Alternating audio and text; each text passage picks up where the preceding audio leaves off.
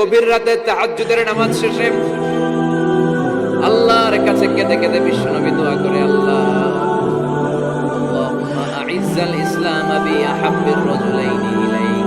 আল্লাহ, দুইজন লোকের যেই লোকটারে তোমার দরবারে মকবুল মনে হয়, ভালো লাগে, পছন্দ হয়, তাদের একজনকে ইসলামের ভেতরে ঢুকিয়ে দে, ইসলামকে তুমি বিজয় দান করে দাও।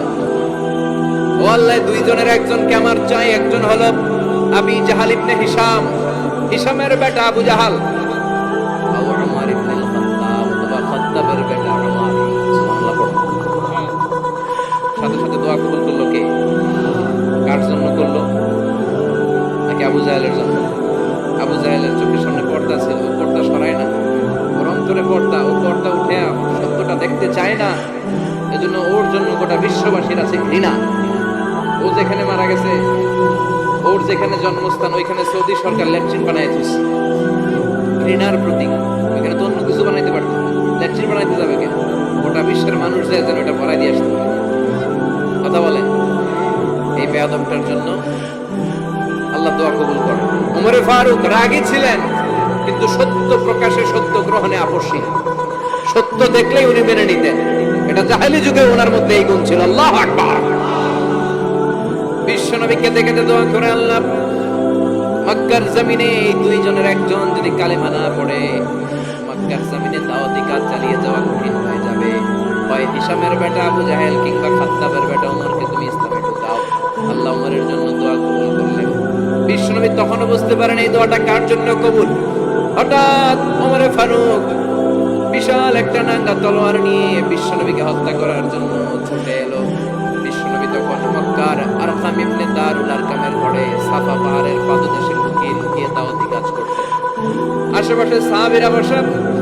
বিশ্বনবীর চাচা হামজা ইবনে আব্দুল মুত্তালিব বললেন, নবী তাড়াতাড়ি পালিয়ে যান, ওই যে দেখা যায় ওমরে ফারুক তলোয়ার নিয়ে আপনারে মারতে আসছে। বিশ্বনবী বললেন, চাচা সরে যান। সাহাবীদেরকেও সরে যেতে বলেন, দরজাটা খুলে দেন, ওমরকে আসতে দেন। আমার তো মনে হচ্ছে ওই যে তাহাজ্জুদের নামাজ পড়ে আল্লাহর কাছে কেঁদে কেঁদে আমি দোয়া করেছি, আমার দোয়াটা আজকে কবুল হতে চলেছে। আমার তো মন বলছে আল্লাহ দোয়াটা কবুল করবে। দরজা খুলে দেন। ওমর ফারুক চলে আসলেন, এসে তলোয়ার রেখে দিয়ে আঙ্গুল উঁচু করে বললেন, আশহাদু আল্লা ইলাহা ইল্লাল্লাহ, আশহাদু আন্নাকা মুহাম্মাদ রাসূলুল্লাহ।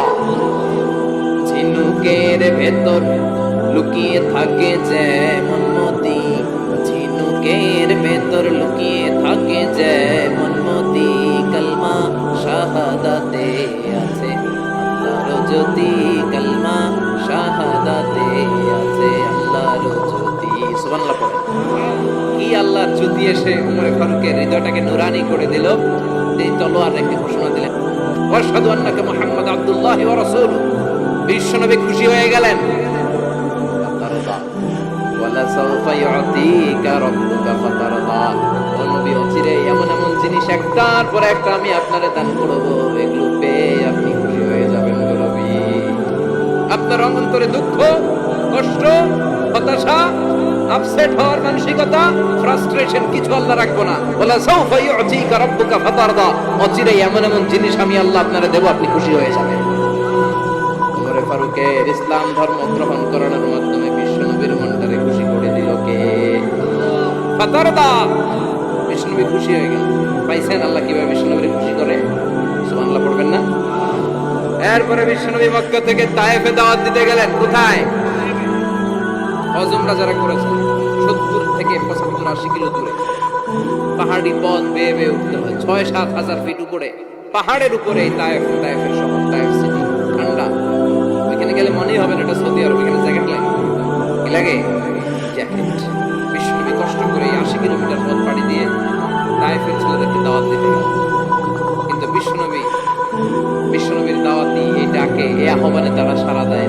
বিশ্বনবীর এই দাওয়াতকে তারা রিজেক্ট করেছে, বিশ্বনবীকে পাথর মেরেছে, বিশ্বনবীর মোবারক দেহটাকে রক্তাক্ত করেছে। আমার নবীর এই সুন্দর দেহটা বেয়ে বেয়ে ঝরঝর করে রক্ত ঝরেছে। তায়েফের মাটি সাক্ষী, তায়েফের পাথর সাক্ষী। 3টা জায়গায় বিশ্বনবী বেহুশ হয়েছে। এখনো ওখানে গেলে স্থানীয় লোকরা বলে, বংশ পরম্পরায় ওরা জেনে এসেছিল যে এই জায়গাগুলোতে বিশ্বনবীকে আঘাত করা হয়েছে। এখনো লোকজন দেখায় এখানে পড়েছিল বিশ্বনবী, ওখানে পড়েছিল, ওখানে পড়েছিল। ওই খেজুর বাগানে বিষ্ণু নবী লুকিয়েছিল, আজও ওখানে খেজুর বাগানই করে রাখছে।